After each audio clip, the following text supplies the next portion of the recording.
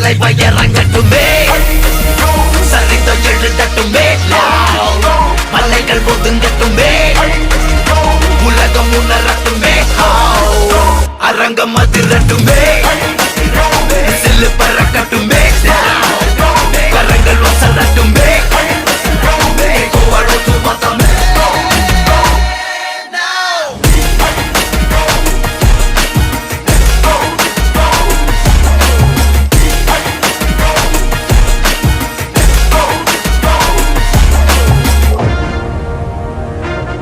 இந்த தேவா பத்தி தெரிஞ்சிருந்தோம் என்கிட்டயே விளையாடி இருக்க.